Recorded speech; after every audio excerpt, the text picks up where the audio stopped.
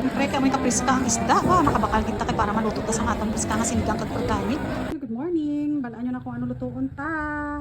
Organic sinigang na bangos. May atas ang tangkong, radish, sili haba, aton nga iba, paaslom, kag ang aton nga bangus, big bangus with onion and tomatoes and ginger.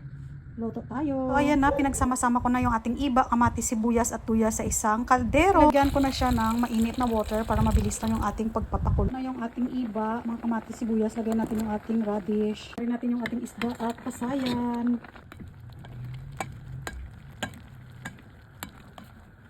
Lagyan natin yung stock ng ating kangkong, yung dahon ng kangkong. Lagyan ng paminta and salt. Takpan. Charan!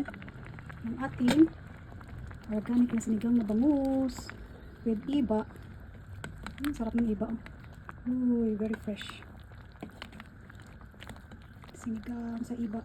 At syempre, huwag kalimutan, ilagay na yung ating siling haba, pampabango. At syempre, masarap din yan kainin, no? Kung hindi kayo sa maanghang, hindi kayo sa sili. Tapos ang ating sinigang na ulam, magpito naman ako dito ng bacon strips. At saka yung ating sunny side up eggs. Tata, let's go. Sama niya kung kain tayo. Good morning. This is our low carb meal. Shrimp and bangus sinigang sa iba. Kamya sa Tagalog. Ating prosciutto and pork and processed bacon strips. And our sunny side up eggs. Let's go. Let's eat. Meron tayong sunny side up, prosciutto, and our bacon strips. And meron tayong sinigang sa iba o kamya sa Tagalog. Napakasarap. The best ang asin niya. May kunting pait kasi nilagay ko pa yung kanyang intestine. Kasi maliit pa kumilig ako kumain nun. Tapos lagyan natin tayo ng ating kasayan.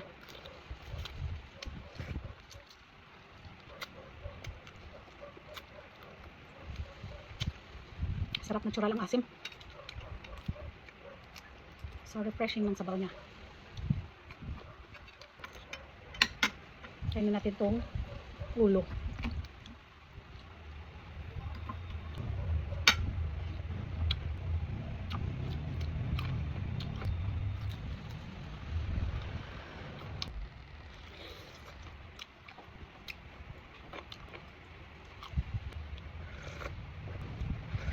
Sarap ng sabaw.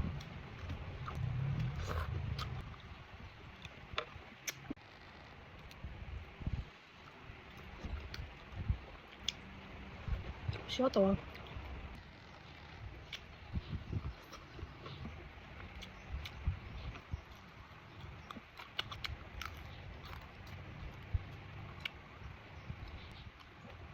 Thanks for watching.